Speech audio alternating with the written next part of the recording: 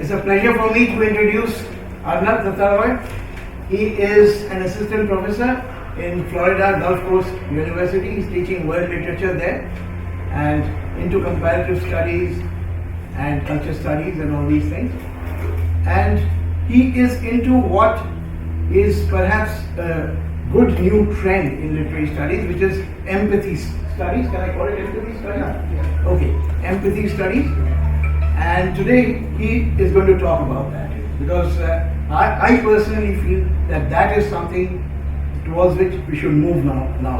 Because it's been a long time that you see we have kind of got fractured and isolated in extremely specialized ways of thinking. So it is important, that we start re-communicating and building the universals and going across borders through empathy, right? So I think that is perhaps the only way I'll be able to introduce what Arnab is going to talk about. But then I'm giving it over to him. He will explain what he is. Okay. Thank you so much for having me. It's an absolute honor. I'm a little under the weather today, but I'll try to I'm really enthusiastic about this. And yes, today I will be talking about empathy, and it's a lens through which we can understand a lot of things, not just in literature, but beyond that. I mean, actually, the aim is going beyond literature, using literature as a way to understand different things, right? Like how oppression works, what can we do to challenge oppression, how do we find ourselves interconnected not just to other people, but also the environment, right? So all these things are very intricately connected. So, and empathy allows us to think about those linkages and interconnections. So, the title of my presentation today is Futures of Empathetic Border Crossing in Amitav Ghosh's Gun Island. Now, Amitav Ghosh is one of those authors who really does write a lot about local histories, but highlighting how those local histories are deeply interconnected to global events. So he's a good writer who has often not just thought about how humans connect with each other, but also how humans connect with non-humans.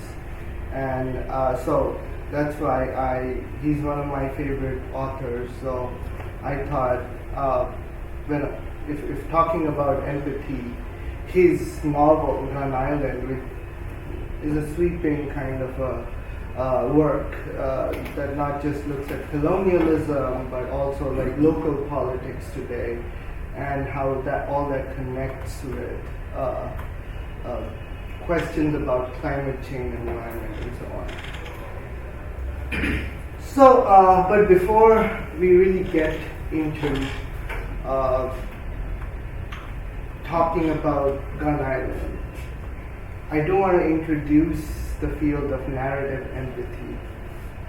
I mean, it's not just when empathy is communicated through narratives, then we would call it narrative empathy. It's a term that has gained popularity among literary scholars. So, however, narrative empathy as a field is not new. I mean, people have been thinking about empathy for a very long time. Empathy is it did not just come out of the blue, right? I mean, it's been around for a while. I mean, as a term, it has origins in some German philosophical works from the early parts of the 20th century. But, I mean, if you look back at prehistory, I mean, you have a lot of things, right? Karuna, like, I mean, even like when you're thinking about Aristotle, like treating and fear and all that, like, they all have some kind of a connection with empathy, right? So, when contemporary scholars think about empathy, they draw from two different pre-existing fields. One is narratology. Now, narratology can go from like really classical stuff, like you can go from Republic, Poetics, Plato, Aristotle to H. Abbott in more recent times. So, I mean, narrativists have often been interested in exploring how can a narrative impact its readers.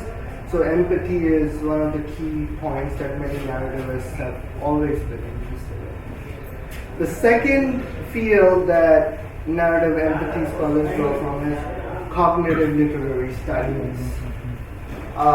That is a relatively newer discipline. So what cognitive literary studies does is it kind of is like an interdisciplinary collaborative venture that uses the findings in neuroscience cognitive studies, because empathy is a term that was originally studied in the sciences, like empathy as a key ingredient that makes humans social, right? So that is a scientific phenomena. So literary scholars then thought, like, having that insight in understanding literature can be valuable, right? So these are primarily the two fields from which narrative empathy scholars draw. Now, on the screen you see three works that I've listed. These are scholars who have done work on empathy where they've intersected narrative theory and cognition. So Empathy in the Novel is one example by the scholar Suzanne Keene.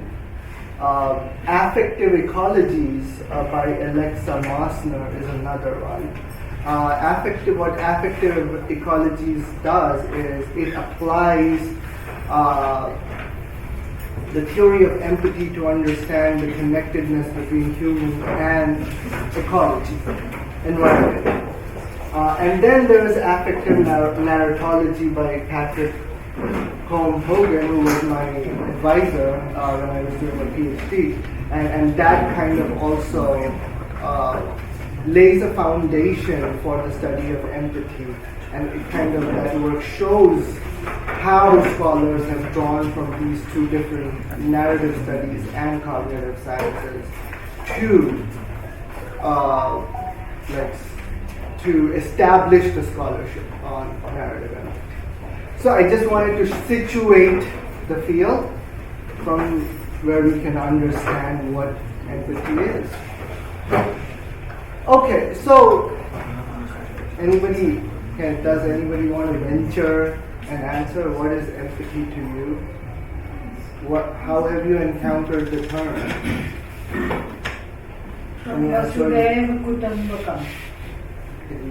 Would you want to elaborate? Let's be honest.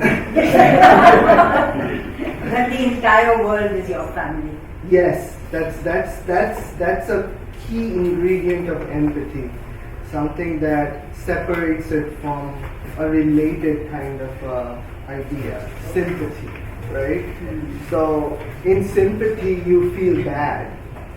I mean, so if somebody has experienced some hardship, grief, death, right? So you will probably you sympathize when you feel bad for that person, but that doesn't presuppose that you are feeling the same emotions. Right? It's just pity, right?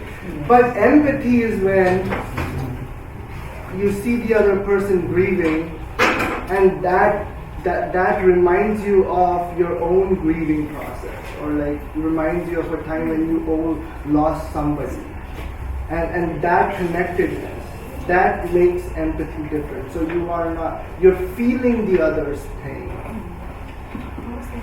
You're not just feeling bad for the other.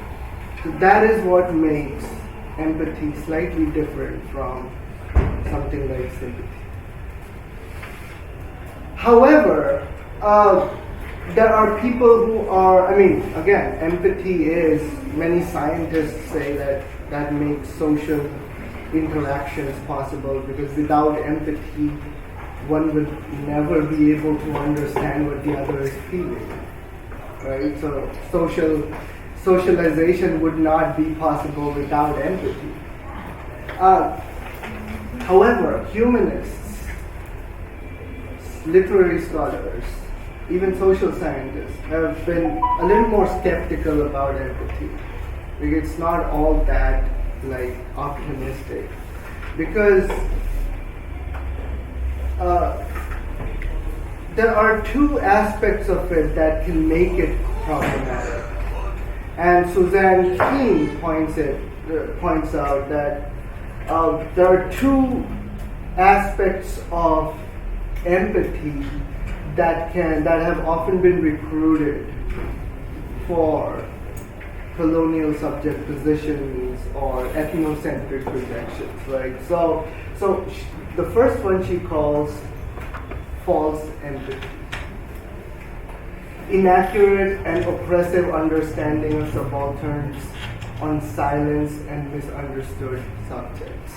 That is false empathy, right? So when one is, whether one thinks about it in a colonial context or whether one thinks about it in a more contemporary context where certain privileged groups assume that they know the pain of others, right? So and their privilege allows that assumption to take a higher prominence, right?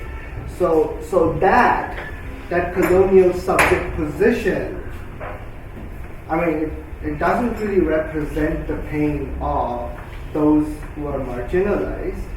It is just the ego and the projection coming from the one who is empathizing, and it is being made prominent because of that privileged position that person holds, right? And this can be intentional. For instance, if you look at many abolitionist literatures, right? Abolitionist literatures from the 19th century were all about white slavers,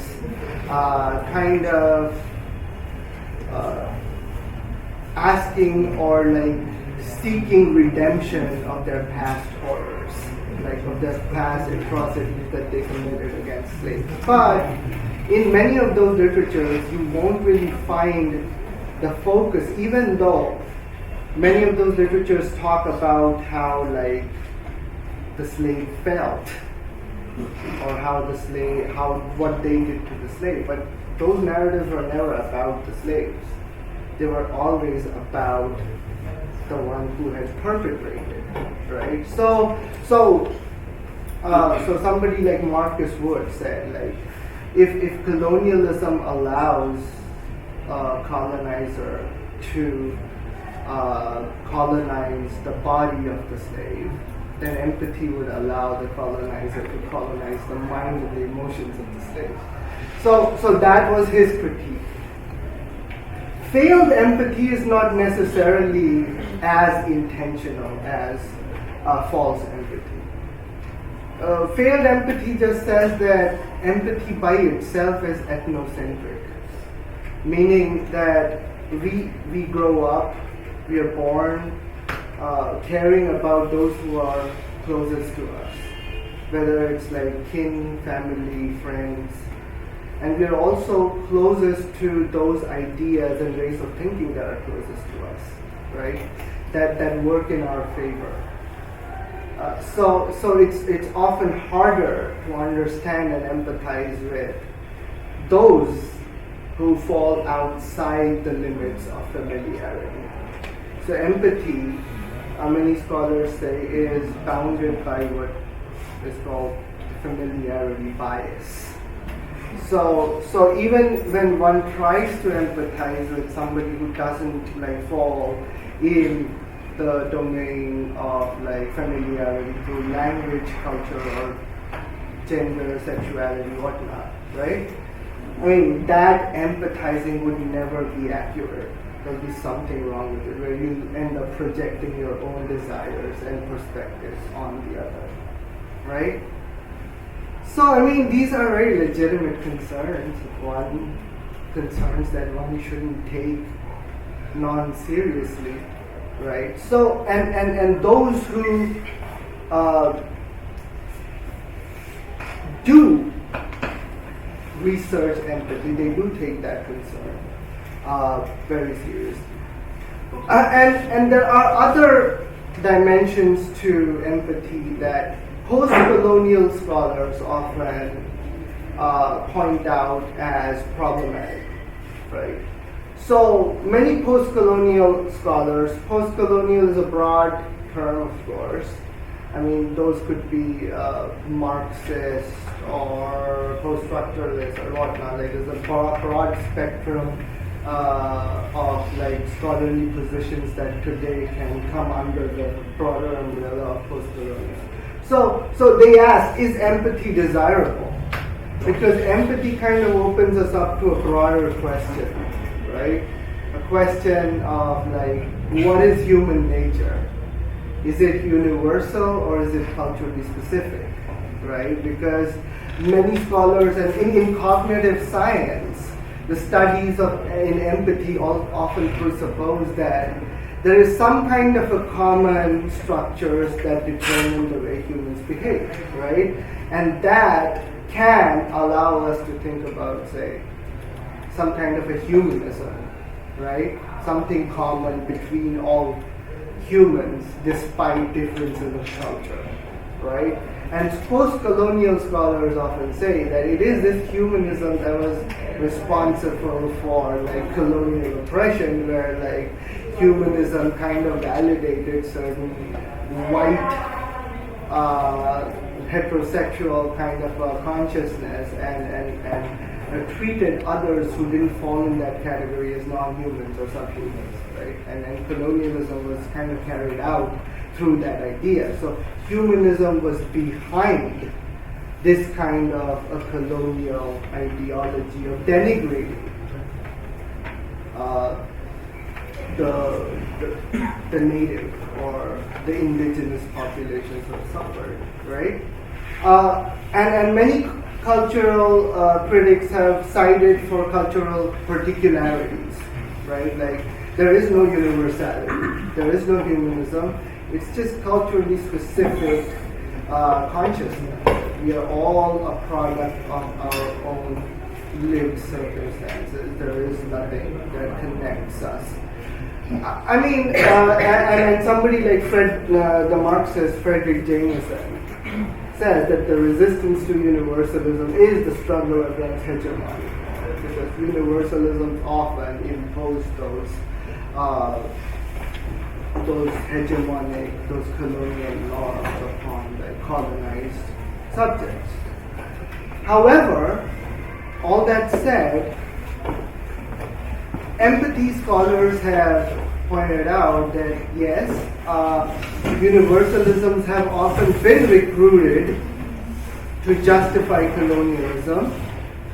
However, cultural parochialisms have also been recruited to do the same, because I mean, if you look at colonialism, it's not universal, it's actually coming from a very specific cultural location. I mean, if you look at the British, I mean, they don't represent the world.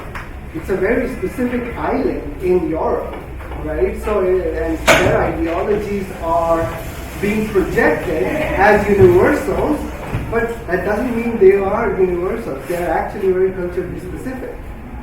Right? So empathy scholars say that one can think about universality without falling into those pitfalls that often are a part with colonial historiography or culture. But again, I don't want to get into all that, because that's a different topic. But coming back to empathy, Martha Nussbaum, another American philosopher who has done a lot of work on empathy, acknowledges that empathy is not unproblematic. There are many ways of articulating those problems, and those problems are real. Problems of familiarity bias, problems of false empathy, failed empathy, they all are real. But that doesn't mean that one shouldn't think about empathy in a positive way. So she says that empathetic imagination may be infallible, inconsistent, incomplete, yet it is an invaluable way of extending our ethical awareness and of understanding the human meaning of events and policies. There are ample examples that would show that empathy still is a positive force of humanity, and we must focus on that and try to separate it from the more problematic uses of empathy.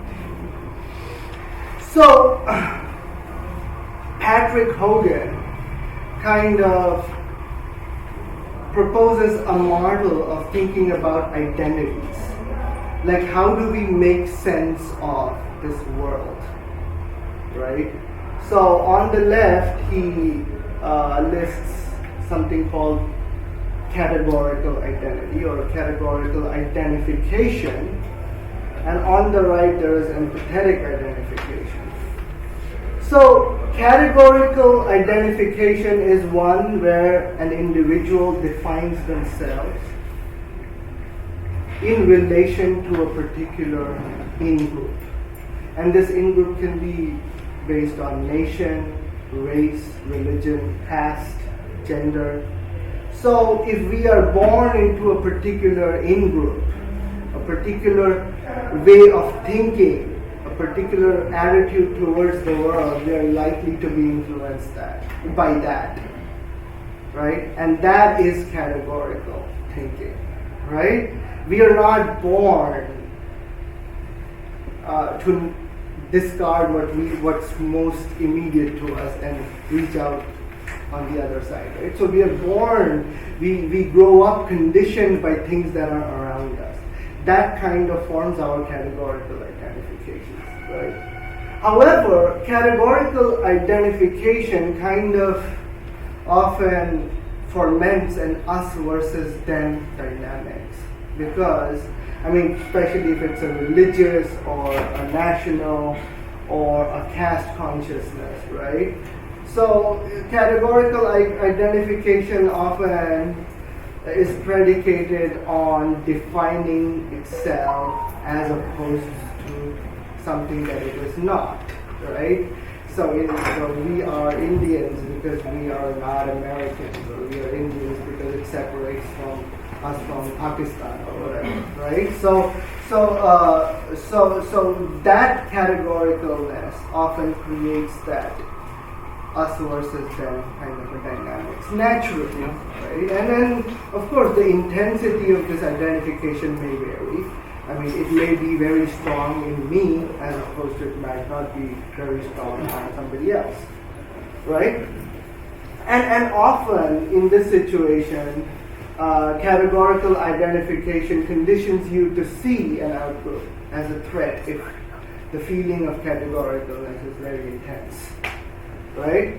However, Hogan says that there is something called empathetic identification. When an individual, through effort, is able to train themselves to think beyond those categorical identification, then they enter the domain of empathetic identification. So, and it is when individuals engage in cross-group identification. And it doesn't come easy because we don't grow up with that kind of sentiment, right? And it often happens when we imagine familiarity with strangers, right? The strangers who are not like us, who don't share our language, religion, our social status or caste, right? Who we don't understand, but we make an effort to listen to them and understand them. that is when we imagine familiarity with strangers. So these two models are important when we think about literature and what literature is persuading us to do. So the question then many scholars ask, can literatures generate this effortful empathy? Can literatures foster this empathetic identification, right? And there are scholars like Alida Asman, who they do believe so. They say that literature can be a perennial training school for empathy, right? However, Hogan at the same time points out that not all literatures are empathetic. Some are. There are some literatures that are dedicated to enhancing empathy for outgrowths, but then there can be other literatures that can be designed to stop it or mitigate it or inhibit empathy for a particular group, right? So, what literatures strengthen categorical identification? I was thinking of that. So propagandistic works that are explicitly racist, casteist, xenophobic, homophobic, again, which present aversive portrayals of outgroups, right? Those are pretty much literatures that are designed to make you see a group as less deserving of your kindness, right? So again, clearly, there are literatures out there that enhance categorical identifications. Even literatures that are not explicitly racist can do that, right? There are many literatures that kind of play to stereotypes that in-groups have about out-groups, right? So in many works you can see the good native as opposed to the bad native. Even in a colonial context, those like think about like Rudyard Kipling's King, right? Like if you think about characters like Mehboob Ali or like the Lama, right? They're good natives because they are loyal subjects. They never rebel against the British or whatever, right? They're always consolidating. Everything that they do is in the service of the empire, right? Whereas there are bad natives too in Kipling's book. Those would be like those who try to usurp or try to disturb the broader agenda of the British in the subcontinent, right? So yeah, so it's there are many literary works out there, and we can think about it in the context of contemporary literatures too, right? Because all this clearly did not stop with the British. I mean, it's still going on. So the question is, are there then particular, like we know that there are literatures that generate categorical identification. Are there literatures that generate empathy in the same way? Hogan would say no. I mean, yes, there are definitive bodies of work that generate antipathy, but there's no definite body of work that would generate empathy. So he would say that one must read beyond your in-group affiliations, right? Like one must read works from a wide variety of outgroups. You're not just like from the voice of the outgroup, not somebody representing what the outgroup feels, right? However, there are other ways too, like Keene, Suzanne Keene, the writer of Empathy in the Novel. She says that many writers today are employing empathy in a strategic way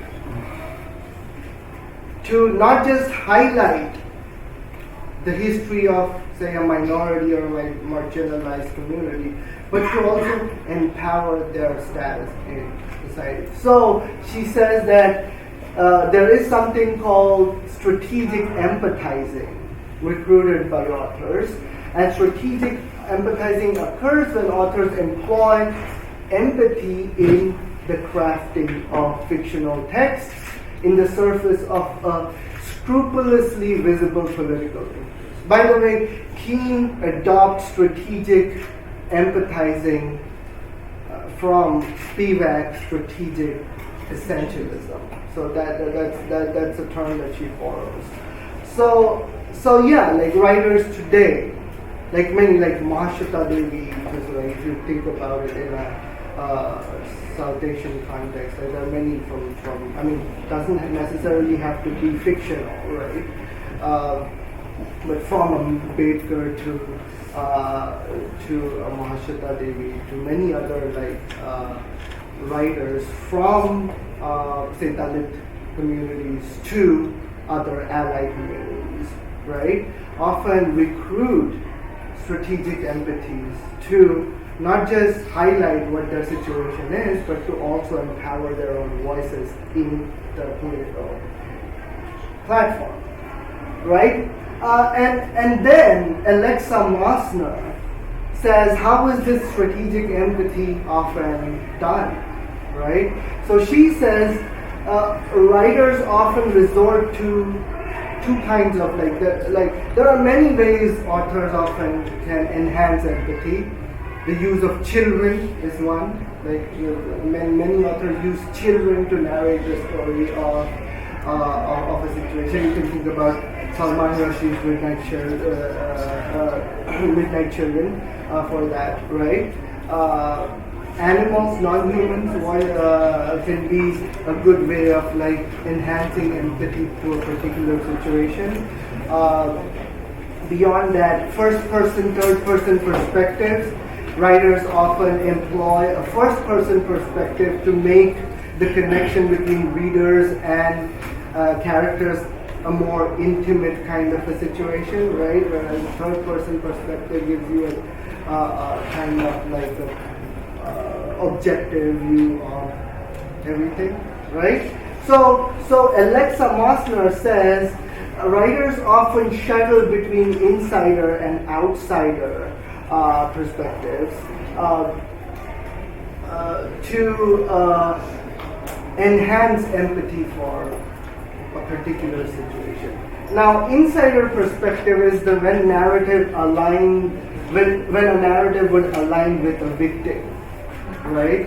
So there are many kinds of literatures where you don't hear an author talking about a victim, but you hear from the victim themselves, right? And I think and there is an example in Latin America of a genre called testimonial, where the victim is speaking to their own particular situation. Right? So, Rigoberta Menchú is a very prominent example of this testimonial genre, where Rigoberta Menchú, who is a survivor who survived the Guatemalan Civil War, came up with this memoir, Rigoberta Menchú, where she told the story of her own situation. And this not only ended up like highlighting the perspective of the Guatemalan Civil War from a minoritarian position, but it also gave her the opportunity to empower not just her own voice, but the voice of many women like her who suffered in the situation. And Rigoberta Menchú, its impact has not. Its impact has also like been felt in India, where you have a memoir similar to that called I Fulan Devi. So in I Fulan Devi, a similar project was done. I mean, both Rigoberta Menchú and Fulan Devi could not write, right? So they worked with transcribers. They told their stories, and those stories were transcribed. Every page was signed by both Rico Bertalanchu and Fullan Devi, and ultimately, through a process, these memoirs came out. And Fullan Devi was partly a response to many media representations of Fullan Devi that were pretty awful, that were out in the 90s. So anyway, I kind of diverge. So this genre, this testimonial, this insider perspective, has often been recruited by authors to highlight a situation from the perspectives of victims or those who have survived. Outsider perspective is also sometimes often recruited by those who have not experienced those traumas directly, but those who want to be allies, good allies, and want to help out and offer visibility to victims, right? So in the case of outside perspective, narrative alignment is often with someone who isn't directly affected but learns to care for the victim. Right. So that outsider may, at the beginning of a work, may not know anything about the victim, but gradually, through making errors and mistakes, eventually learn the true history of what went on. And that kind of can allow the readers to take a similar journey with the outsider in getting an empathetic view of the situation. So Gun Island. So I do want to wrap up quickly, but I do want to talk about Gun Island a little bit because this is one novel where you get a blend of all these different empathetic strategies, right? You get an example of an insider perspective as opposed to an outsider perspective. You get the story of climate change happening in Bangladesh, not just from an elitist perspective, but also from the perspective of migrants who have to escape from flood-prone areas, hurricane-prone areas, to places like Italy, through making insane journeys, right?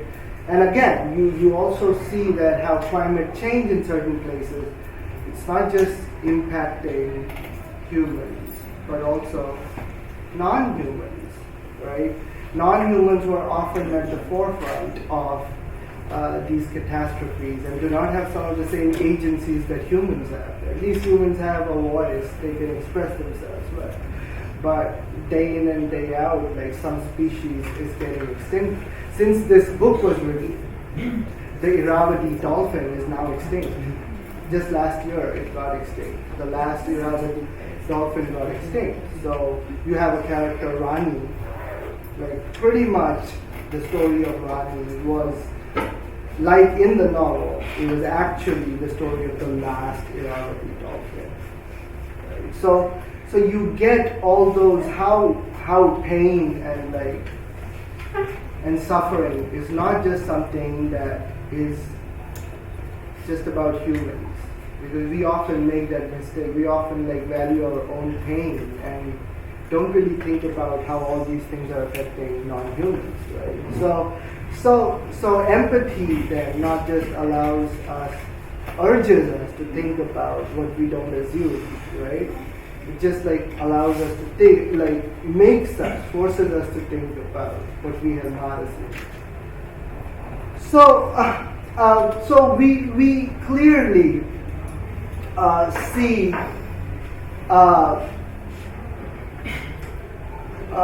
an outsider perspective. So the main protagonist is this guy called Dean. He had an early education in Calcutta, but then he got involved with the Maoist the disturbances that was happening in the 70s, I think, in Bengal. So he, like many, had the means to escape to the US, right? And then he did a PhD in the Midwest, and he studied Bengali folklore, and then you get the stories from. He is the main protagonist. So you get like the story of, as you were saying, Mansa Devi and the Gun Island, the myths that are very local to Bengal, from this guy, primarily, right? However, at the same time, this guy shows how ignorant he is, right? I mean, at the beginning, I mean, you can see I have highlighted like. So he is in Calcutta with his friend Sinta, who's an Italian, not a professor, but some public intellectual. And she is interested in attending a jatra. And then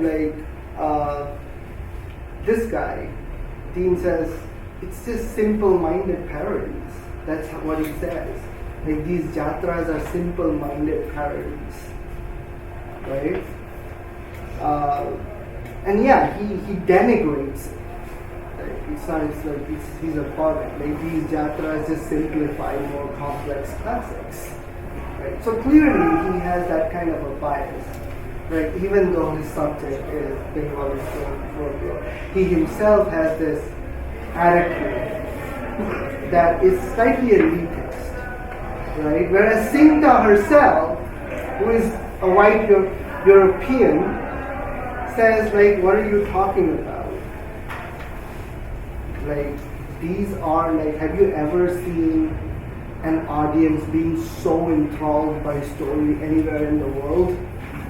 Like, these stories are alive in the hearts and the minds of this community. Right, and you cannot just like dismiss it.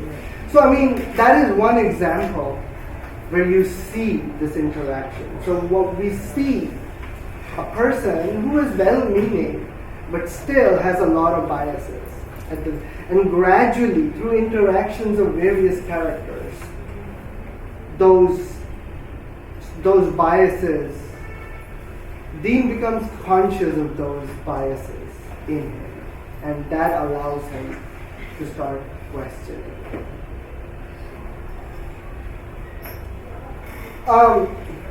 So I mean, I do want to like just take a second and if you are not familiar with the story. So the story Gun Island is a speculative fiction. It speculates. It's almost in the domain of science fiction, right? And it starts with this myth about the gun island, the gun merchant, Bonduki Sarkar, local to the Sundarbans and certain other regions of Bengal. And again, like Dean assumes that this is a very local myth, right? But gradually, he realizes that this is a myth that keeps coming back time and again over centuries. It dies out and then comes back. And this time it came back with a purpose. And it came back to voice the story of climate change, and not just as they find out, in not just Bangladesh and the Sundarbans, but also in a global sense. Because today we often have this attitude that all these climate change stuff happens in places that don't affect us. But if you look at flooding in Florida, just escapes a big hurricane, or COVID. Yeah, COVID, exactly, bats, or California fires or whatever. I mean, it's everywhere, right? So the story of Gun Island then is also everywhere, right? So and that the whole novel kind of is tracking the global resonances, not just a way of a myth, but also like an alternative way of thinking about human non-human relations in connection with politics, society, culture, and so on. So migrant story. So here, so you get another, so as I said, Gun Island is one of those novels where you can get both a blending of the insider and the outsider perspective, right? So there are actual testimonial accounts included in the novel. Now, testimonial accounts which Ghosh just doesn't make up. He actually went and interviewed many migrants in Italy. And these, some of the stories that you hear in the novel are real stories of like survival from these regions. Right? Somebody I remember like told like snakes, right? Snakes. So there's one story where I think it was Lubna Khala's story where like she says that like we had family in Bangladesh, but it was flood torn and the snakes were trying to escape like the humans, and there was this one tree and we got up and the tree was like riddled with snakes. And even now, like right now, if you look at the situation, the flooding situation in Pakistan, there's so many people who have, like, snake bites are like one of the major things in after like these hurricane situations. So you get real migration stories, not from Dean. Dean is a facilitator for those stories, but then you hear some of these real people telling their stories. And then it is paralleled with the story of somebody like Dean or Pia. These are the two other characters. Pia is somebody who was in Hungry Tide as well, where you see people, their journeys of how to be good allies, right? Like how to try to tell somebody's stories and not take it over for yourself, right? Not like use your own biases to tell it, right? Is it possible? I mean, well, of course it's not an exact science, but I mean, one can try, right? Again, human-animal tragedies have a focus, right? Like the novel doesn't like prioritize human tragedies over non-human tragedies. You get a sense of both of them existing simultaneously, right? And I do want to point out about resisting perspective imposition, especially when we are thinking about animals, right? I mean, humans, you can still, whatever situation a human is, however doubly or triply marginalized they are, there is still a voice. Animals, there is no voice. And we often like humanize animals, even when we are trying to represent them. And somebody like Alexa Mosner would say that by humanizing animal pains, we end up doing more harm than good, right? So, she says that one must not discard humanizing altogether. So he says, like, there is something called a strategic humanizing too, right? Like, you do hear Rani's story. There is certain like similarities drawn to human pain, but then there are characters like Pia, who works with dolphins. She constantly keeps reminding Dean that don't do this, because Dean always has this like tendency to, oh, these dolphins, they're just behaving like us, like they're like humans, right? And Pia would always say that no, that's not true. And you have a couple of quotes here that verifies that, right? She's always saying that animals have their own motives, have their own, like it would be wrong to say that they are just like us. Yes, there is some advantage to telling animal stories as if they were humans, but again, they must always be contrasted by the reality that animals and humans are very different from each other, and those similarities shouldn't singularly determine how you think about them. So, I mean, I do want to say one more thing I forgot to add. So, the thing about Manasa Devi, right? It's also the way our perceptions change about a deity, right? And we see that, follow that through these outsider, like, that how biased we often are when we think about deities themselves, right? Because we think about them in anthropomorphic sense, right? Like with like a human supremacy over animals, right? Like starting from like the Bible, like or like the Tanakh that says that animals are there to serve humans, right? And that's not just in the Tanakh; it's there in many other like religious traditions. So we have culturally been conditioned to think that animals are there to serve humans, right? As food, as whatever, as even companions, cats, dogs, and stuff, right? Like that they exist to make us happy. And that kind of a view has brought us to this juncture, where we don't separate what we want from what they want, because we at the very fundamental base we think that they are there to serve us. So even that is kind of questioned in Long Island, because at the beginning we see the figure of Mansa Devi as somebody who controls snakes, right? Who has dominion over snakes. However, as people like Silta and Dean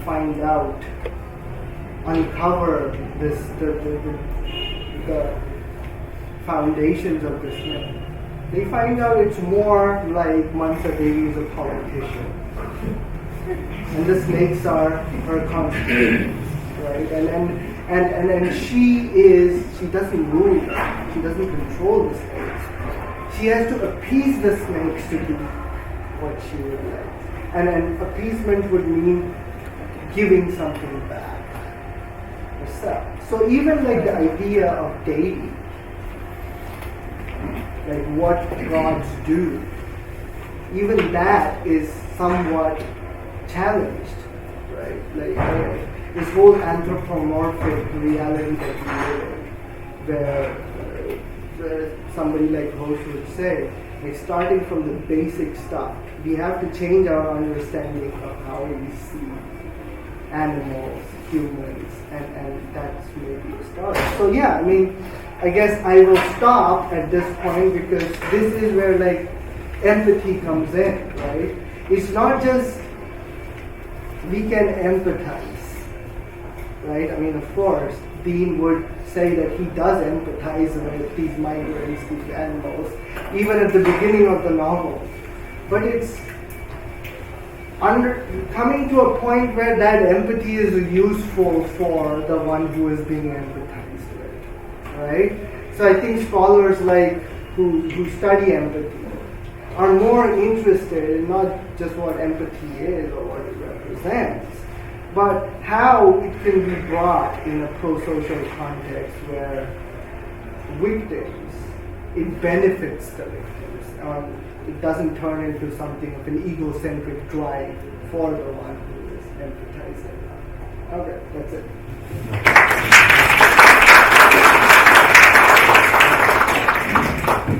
Well, it's open to the house now for discussion, right? Keep standing.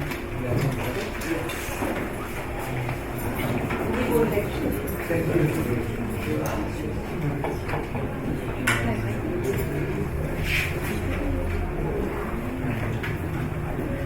Yes, please. Observations, questions, anything.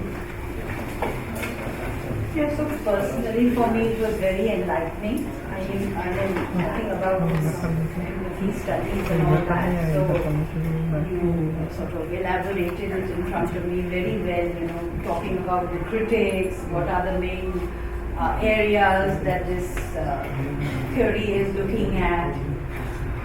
But at the same time, it has left me wondering, then what is this theory and this whole field of study what impact is it going to have upon writers? Are writers to be constantly worried about the fact that they are insider or outsider, or how are they appropriating somebody's narrative without, like just as the theory is saying that we can't think of animals in this particular way, they have their own world, they are going to express themselves in the way that they want to, and we shouldn't humanize them. So then what is it going to do to writers? Are we going to live under this stress while we compose our next poem or novel? So that's a great question. Yeah, and I just want to add to this because I have experienced this at a personal level. When I was in the Center for Women's Studies, we had a symposium on child sexual abuse, and some people turned up who actually stood there and spoke in front of us about how they may have been abused as a child. And some stories impacted me, and I wrote a poem about that. So when I discussed that poem, or when I published that poem and people read it, 50% said it was extraordinary, it was, it really made them feel what. And 50% said this, I didn't even know about empathy studies at that time, but they said that who are you to talk about, to appropriate the victim's trauma? Who are you to talk about it at all? And I was stunned because that's the first time that I actually faced this. And I introspected that, I can be questioned on this because I have done it from the goodness of my heart. Or I feel that, I have enough empathy, I was a witness. In a way, I listened to the testimony. I listened to the testimony and then wrote a poem about it, and yet there was resistance to it. And this situation reminds me of Kodzaya's disgrace. I mean, that kind of represents that, and it does beautifully because David Louis. I'm actually teaching there right now in one of my classes.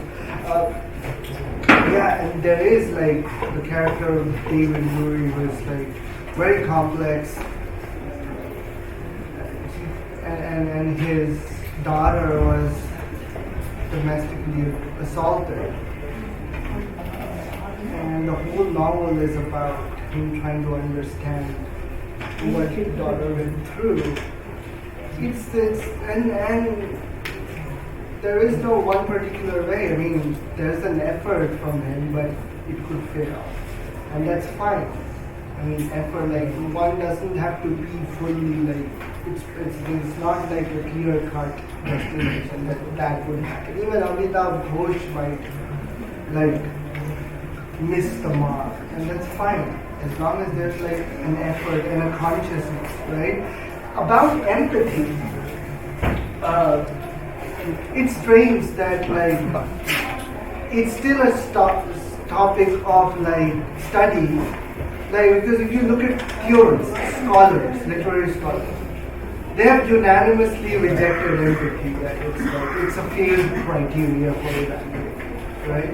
However, literary writers have often, they don't say that this is my agenda of using empathy in a particular way, but literary writers often, even when they're not thinking about using empathy, they still use strategies that enhance empathy, right?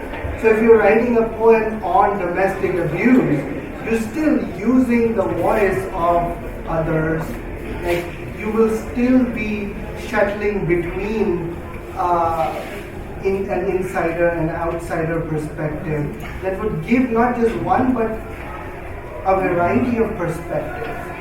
on an event. And if you are doing that, that itself is in the process. Right? Amitav Ghosh's other book, Nutmeg Skirt, which recently came out. It's about this genocide that was perpetrated by the Portuguese in this island in Indonesia, right? And that history has died out. There is no written account of that history. And he suddenly came upon it, and he decides to, how can I write about a history of a people that have been exterminated because there are no people to tell their stories, right? So he does two things. There is again an insider-outsider dynamics where he is telling his own story of coming upon the different sources, right? Which clarifies that it was not just out of he's just not making it up. Whereas the other third person is when you are hearing the story of that genocide and how the people in that island in Indonesia died because the Portuguese wanted the nutmeg spice from there, right? And this is just one way. Kudzaya does it. There's no there are some novels that just take a first-person perspective, insider perspective. Then there are other novels that take an outsider perspective, right? There are some novels that can be reflective about some things, whereas unreflective about others. I recently taught Camus' Stranger. That is one novel that is very reflective about living as a neurodivergent, living in a different, within a spectrum, right? Where you see the main character Marceau has an emotional situation where he cannot connect with others. Right? So you see that perspective, but then on the other hand, Camus is as colonialist as they can be when representing the Arabs, right? So I mean, empathy is something that people would study later, right? I don't think writers themselves are specifically concerned about bringing in specific strategies. I think what writers do want, though, is they want to write in a way that connects with an audience. Right? They write and not just and there are some writers who write with just a very local audience in mind. Right? Somebody who would write in Hindi, or the assumption would be the primary readers would be people who can read Hindi. Right? But then there are other writers who have a wider audience in mind, right? So all the narrative strategies then that would go in the process would be directed towards what can make the writing connect with the audience the most, right? And that could be an interesting case of study for empathy, as it has been, right? Not Kudzaya or Amitav Ghosh or Camus, they were never really bothered by empathy as a theory. No, they were not. But again, you can see that there is empathy and there is an effort to represent a situation that has not had that kind of a representation, right? And that could be a good study for empathy.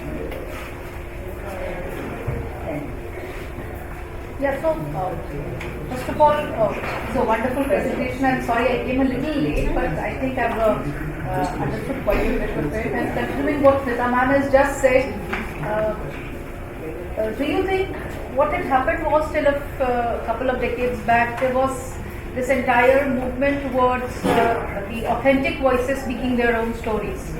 Yeah. By this kind of an approach where it is empathy that counts, the author, as a person in empathy, is thereby being put center stage in giving him the power to speak for others, no matter even if it is not his own experience, but if there is this element of empathy which is reflected in the writings, it doesn't really matter whether the author has actually experienced it or not. As probably a counter to so many studies that were specifically talking about genuine voices, like we have, I'll just give one example or two, a couple of examples, that the entire idea of women writing women's novels, or Dalits writing Dalit novels, or post-colonial lands writing their own stories, thereby giving it a kind of a response to this movement which was happening.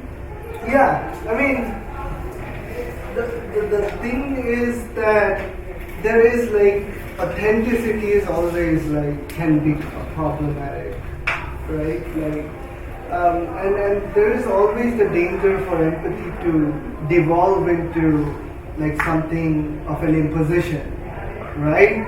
And that often happens.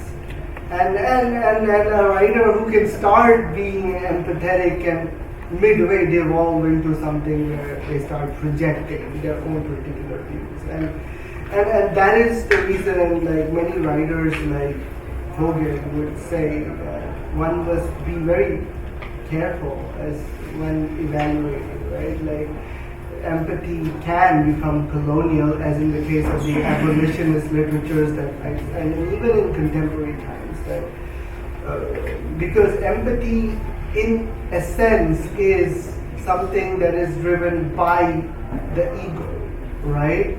Because when we are feeling for others, right? When I feel for another because that person is grieving, I'm connecting with that other person because of my own experiences of grief, right? So empathy is really not about the other in that sense. It's about the self. Because the grief is mine, and that grief is allowing me to understand what the other is thinking. So, empathy scholars often say that empathizing by itself is not sufficient, because chances are that it would devolve into egocentric like thinking, right? So that effortful empathy that I pointed out, it is that phenomena that literatures can like allow for empathy to turn from inward to outward, to otherward. So many writers try that. Some succeed, others don't, and I think like it is, one must be like attentive to those things. It is only then we can really like understand, study narrative empathy, and connect it with something that's positive. So I go back to the theory part of the talk. Yes. Where you specifically mentioned Hogarth and category identification, categorical identification, categorical identification. So what I understood, please tell me whether my understanding is right or not. That structurally, both identifications are similar, structurally. But at some point, because the target of empathy is different than the categorical identification, so they diverge somewhere on the way. But structurally, both of them are similar. That's what Hogan Exactly. That's pretty much right. Like familiarity is something that drives any kind of identification, right? And we are likely to be familiar with those who are near and dear, even when we are thinking about ways of thinking, ideologies and whatnot, right? Our understanding of empathy and all along has been something spontaneous. Yeah, and then, as Professor Smith said, she's a writer too, she's a writer. So, do writers have to be under stress if they don't feel that empathy? They don't need to be. They could be. And usually, so I'll give another example that like there is this scholar Martin Hoffman uses about empathy training, right? So in a trauma center, a nurse often sees, witnesses all this like very intense stuff, right? Experiences.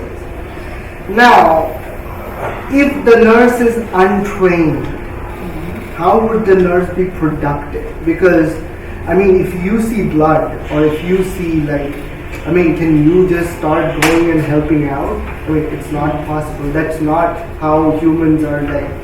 So nurses and health practitioners go through what is often called empathy training, so that they are able to overcome those inhibitions and then be productive in the trauma room, right? So in the context of literatures, it is something like that, right?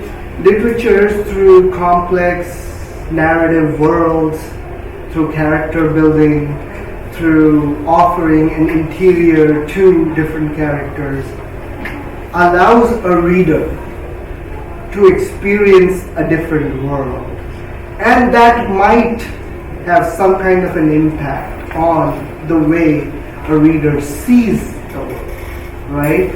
Now, many people say that, what's the use of empathy? Can empathy motivate, you read a book and you close it, and that's it, and you go back to your own life, right? So what's the use?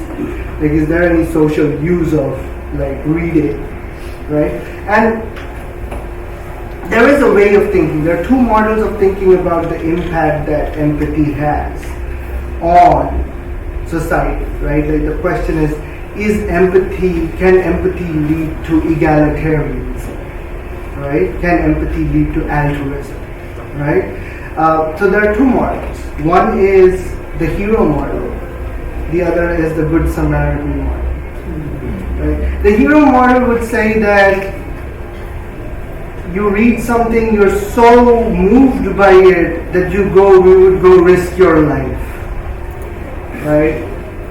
And that's unlikely. Literature would hardly have that effect. I mean, it might. I mean, in the Third Reich, there were some German soldiers who defied their in-group attitudes and helped Jews, but you cannot count on that, right? And definitely not through the reading of literature, right? However, the Good Samaritan model would say that even if reading a book helps you address a bias that you have, or makes little small changes in the way you think about a situation, that's, I think, worth it, right? So I think when we connect empathy with social action, hero model is never the right way to go. Because, I mean, do you really want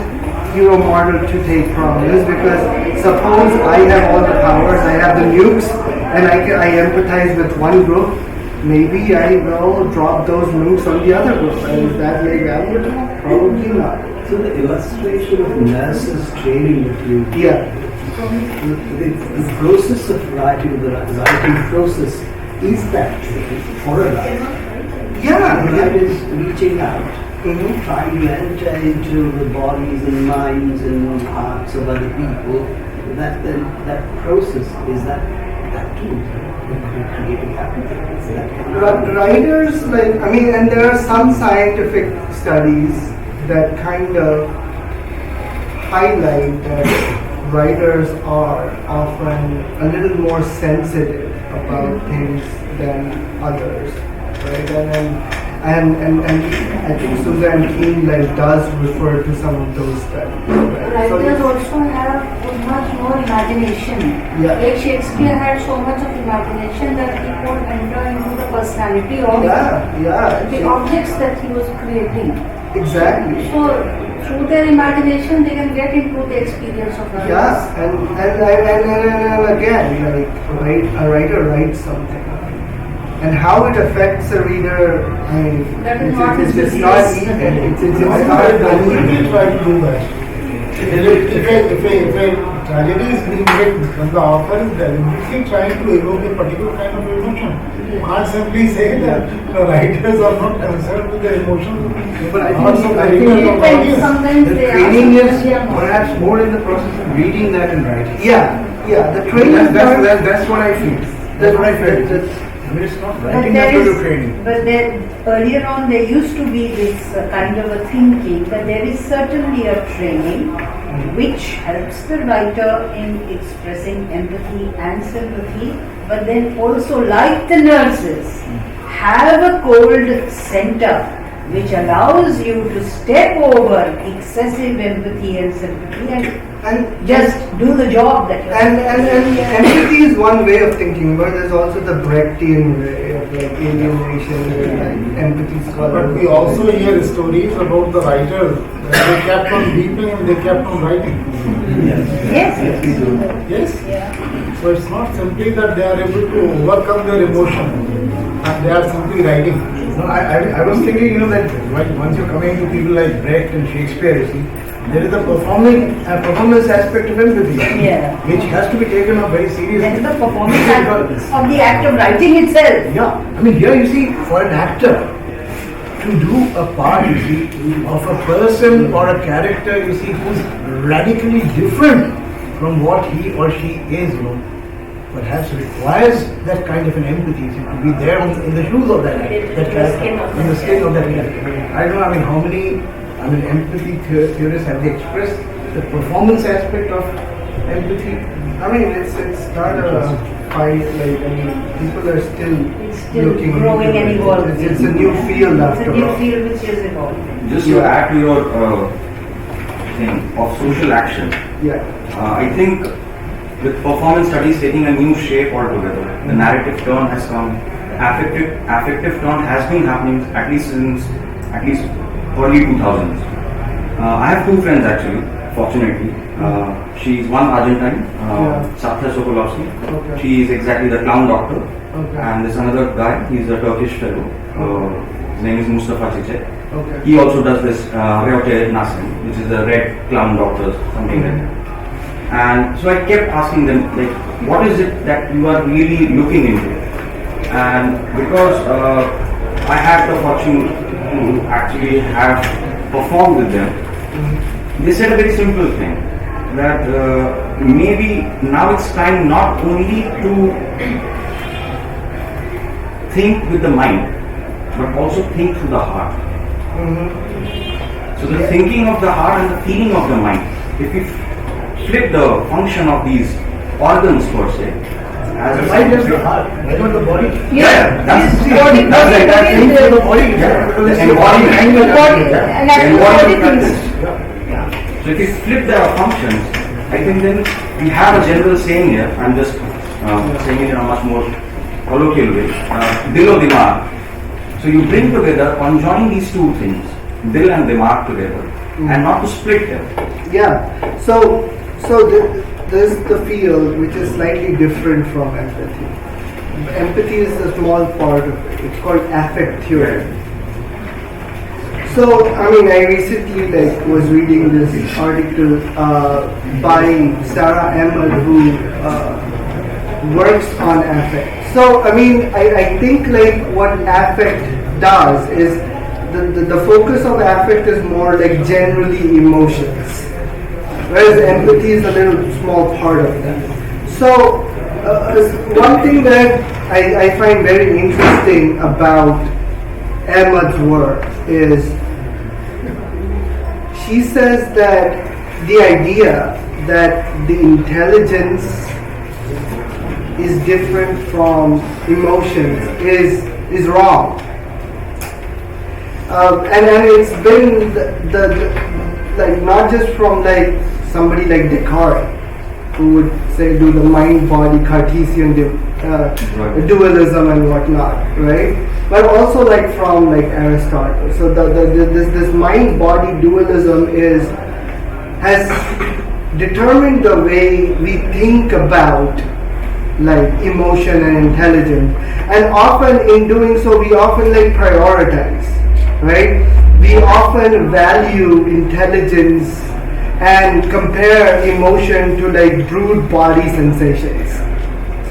But research shows that there is no distinction between like intelligence and emotions. Right? It's all like the mind and the whatever, like the emotion is not something that's separate. It works in complex ways, right?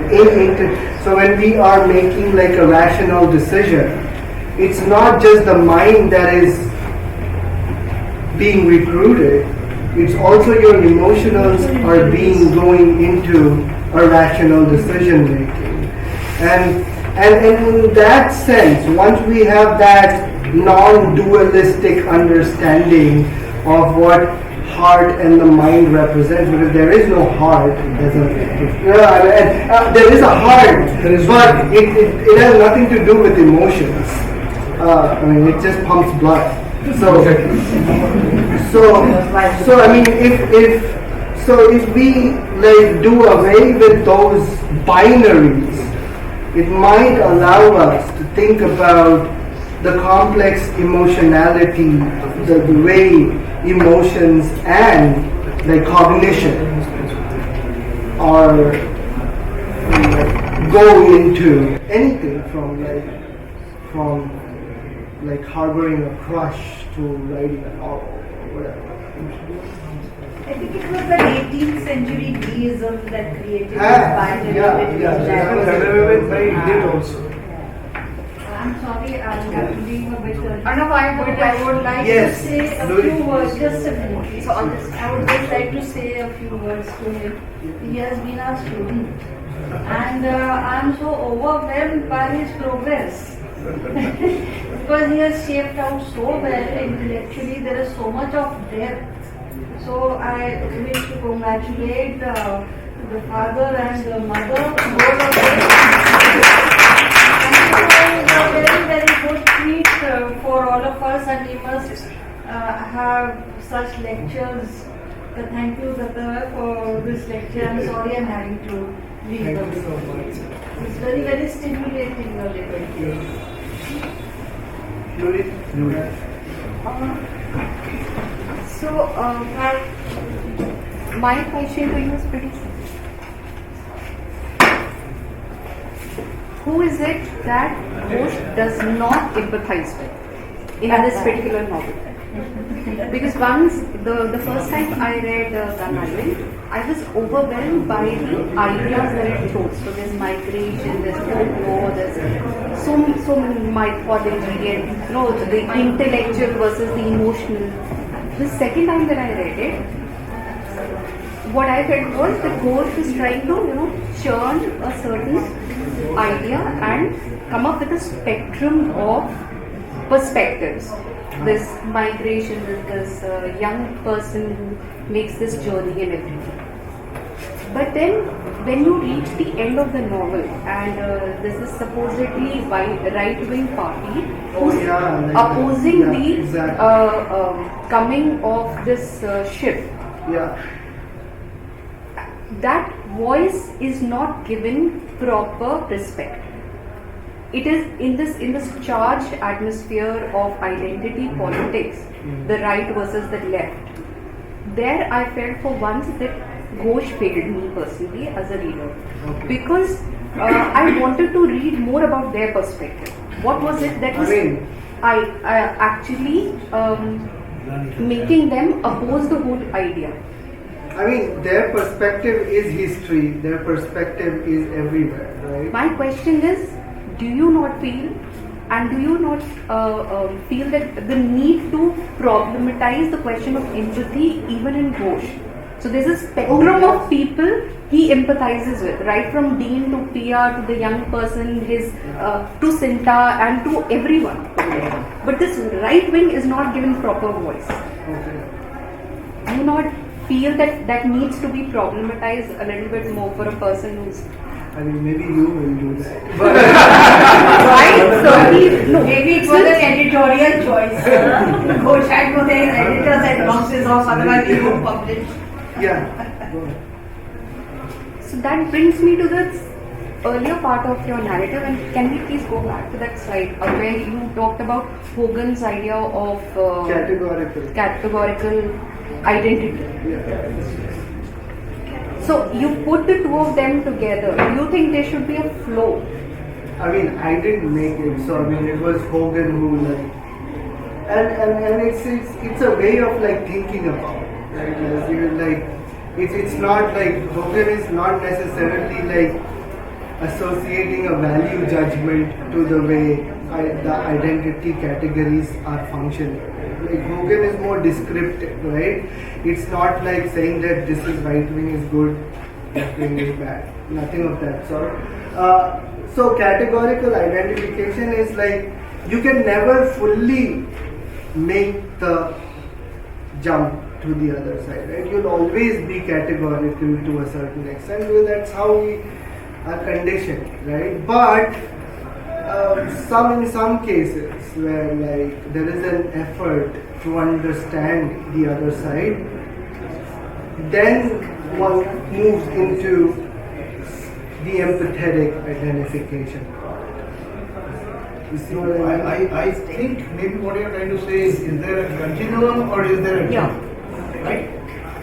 So I was actually distracted by the representation of it. So I was thinking that does it flow? Is there a comparison? It doesn't necessarily do they have a more negotiative relationship? It could be like I mean it doesn't. There has to be like an effort of like reaching out, right? Like the nurse in the trauma center has to go through a training to become like empathetic in a sense that functional within the context of her workplace, right?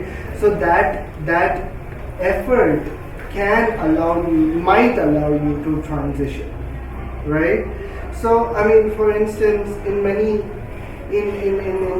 war narratives, right, there's like this tendency of like heightening the pain of one side, right, wherever like the narrative is coming from, right?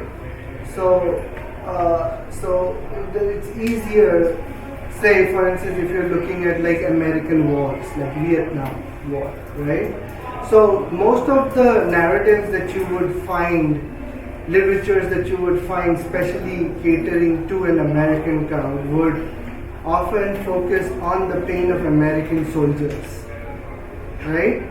And the opposite is often like Vietnamese in Vietnam, they're often like either absent or even if they're present, they're demonized or given a subhuman status, right? Objectified or like made into enemies who do not feel the same way as American soldiers do. When if you look at the statistics, the number of Vietnamese who died way more than American soldiers, right? So I mean, it is like that's like a natural like inclination, right? When if you are thinking about your near and dear, right, you will be inclined to naturally empathize with those. Like Americans would naturally be inclined to empathizing with American soldiers, but you have to make an effort in terms of what you read or what you know to really start understanding what happened to the Vietnamese. Wasn't literature doing exactly the same thing? Not all of it. Why the need of a new category called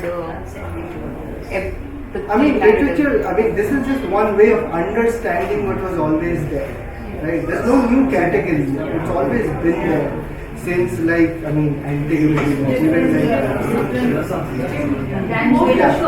Yeah, this is like one way of understanding what has always existed.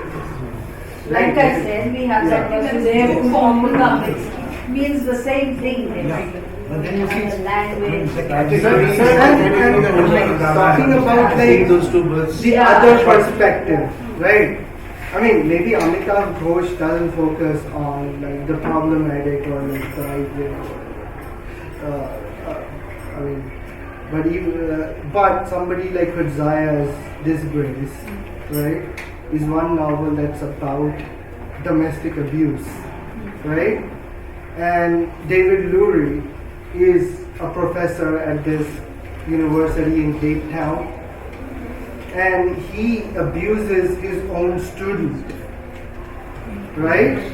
And then he goes, and then he is like dishonorably discharged from his university, and he ends up going to his daughter's farm, like somewhere in the suburbs, right? And there, his daughter, unfortunately, is sexually assaulted.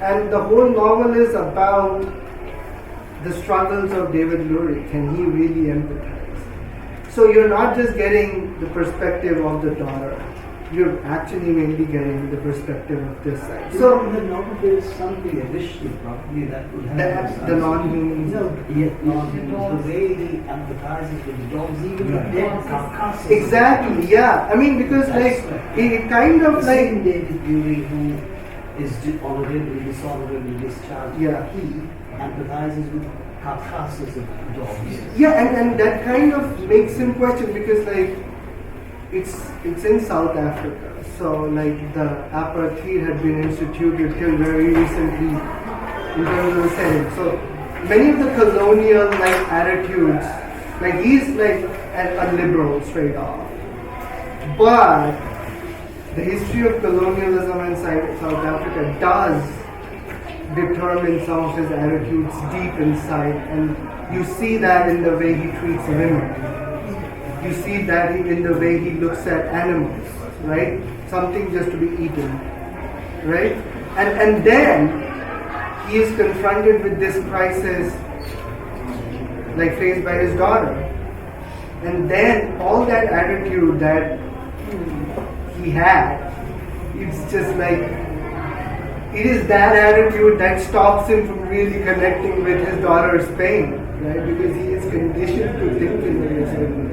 So that is a good novel that's like different from Amitav Ghosh, where you get like a complex view of both sides. So as I said, like authors would recruit different ways. Some would recruit like a first person perspective, others would recruit an outsider perspective, some would do like a shuttle. So it depends on particular authors. I see what you mean about that last scene, right? I mean, for me, I like it. Even though I thought like the whole like animal displays and all that Very was Bollywoodish. yeah, it was a little overboard. But I mean he was very clear with his agenda right from the beginning, right? Like to show how like a minority issue from a very local position can become a global, right? And that was his agenda right from the beginning. So it is strategic empathizing. It's an invisible political interest. Yes. Okay, now for a second, let us just leave literature aside. And this is just a suggestion, it's not a question. Let us look at photographs where this whole empathy thing can be used.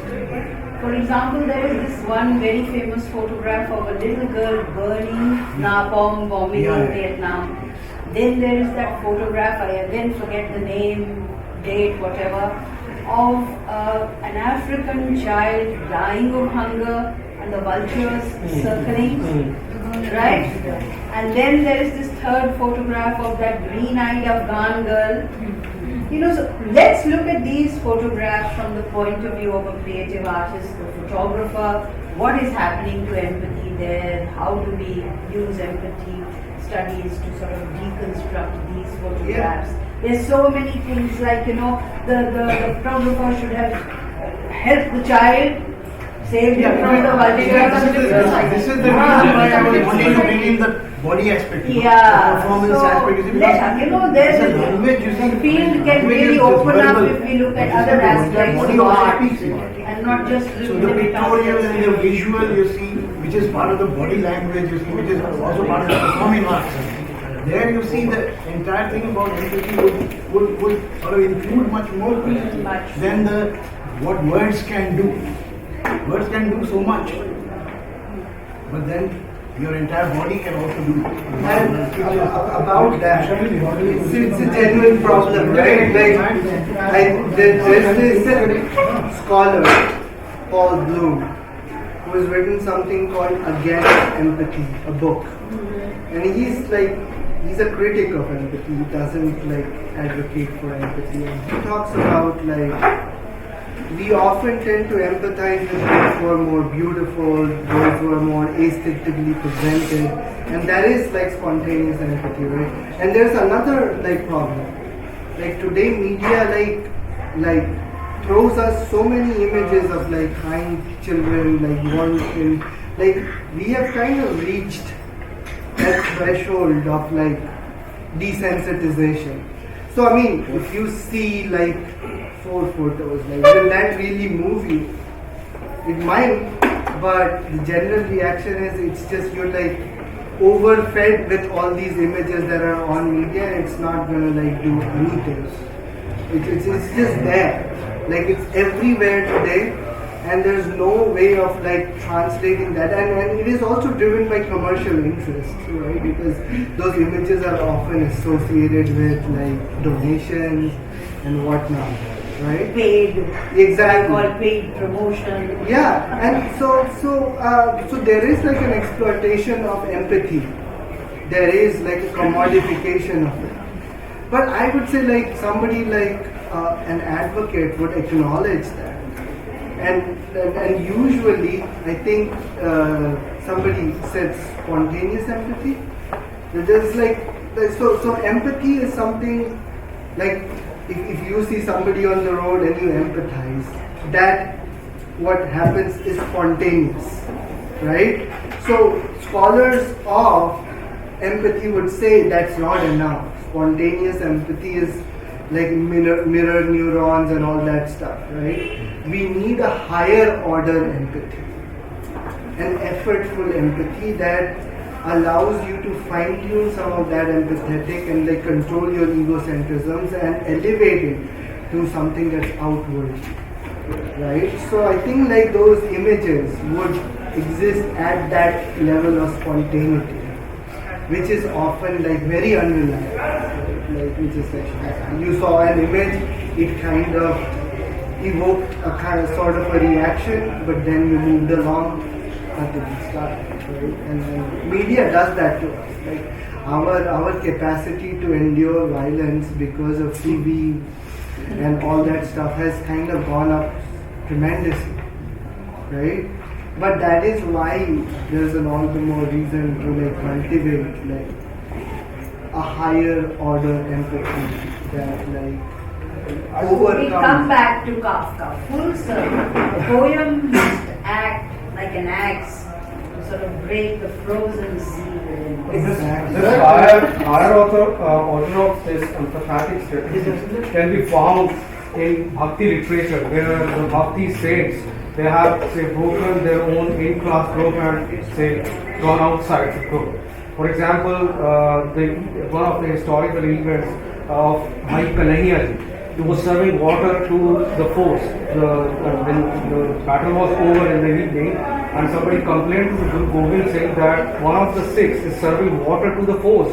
What is the need? That Guru Govind Singh said they'll give him the balm and the cotton clothes to clean their wound out.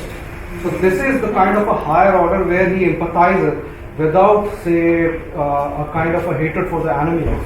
So a love that goes towards this, crossing the boundary and meeting the other, whether they are foe or not. And Kabir's literature and the Marathi literature of saints there, and Guru Nanak said, na koi Hindu, na koi Musalman, it is breaking down the systematic society in which we are confined. That it should be broken down. That human goals are our actual goals. Exactly. Kabir, Lalun Fakir, everybody has some of these. For instance, there's a book by my friend Mukti Mangaram. It's called Literatures of Liberation, and she really explores Bhakti, Sufi, and how one can use those to study empathy. So what you said kind of reminded me of that. I think that's very central to this entire project. It can be called a project because Sir, false and failed, you talk about empathy. So, could we place these books like Heart of Darkness or perhaps other, Rudyard Kipling states. Yeah, very good. So, Heart of Darkness is a little more on the grey area because Conrad, there's always like a, in Conrad there's always a contradiction whether somebody like Marlowe is the same as Conrad, because in Heart of Darkness he's showing you what colonialism is and how it affects like the most well-intentioned white man in Congo. Right? Fine. So where would you place that? So Because for it me, was politicized. Rudyard Kipling is like through and through a racist. Like, there's no like ambiguity about what Rudyard Kipling writes. I mean, he had like white supremacist views. He was like a straight out colonialist, and he was never like quiet about it. He, starting from his poem White Man's Burden to all his other like journalistic stuff, where he was like, he used to promote eugenics or like racial supremacy. So, but Conrad, not so much. But a section of critics have criticized. Yeah, I mean, like for instance, Chenua Achebe has done that. Especially the African writers. Yeah, Chenua Achebe has said that it is problematic because of the use of the language and the primitive kind of a description. Whereas somebody like Edward Said has kind of said like, it is more him showing. But again, failed empathy in terms of not false empathy. I would categorize Rudyard Kipling as false empathy, where there is direct colonial subject position. But I would categorize somebody as like Conrad as failed empathy, where there is an effort, missing the mark. but it does miss the mark because it doesn't know what the alternative is. Shall we be now empathetic enough to allow our resource person to have solutions? Yeah. So candid for this point. It's very clear. His talk was so He's so tempting that we can go on and on and on. And please, I think it's not hard He enough. has become I'm a little under the weather, so I'll It's alright. I mean, we have a series of brilliant questions, but now I guess it will be empathetic enough. yeah.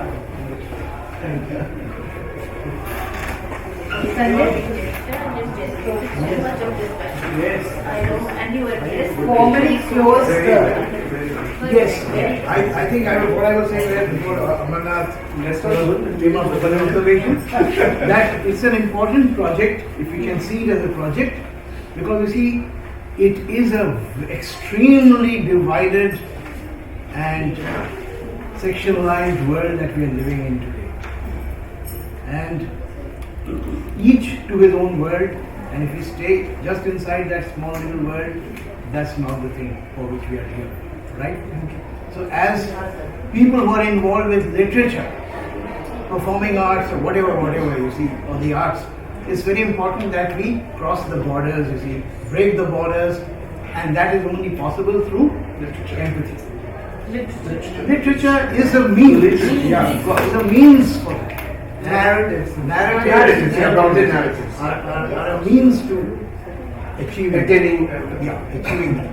So I think we can end on that right now, but at the same time it's open to informal discussion that you can have with him if he's up with it. After he has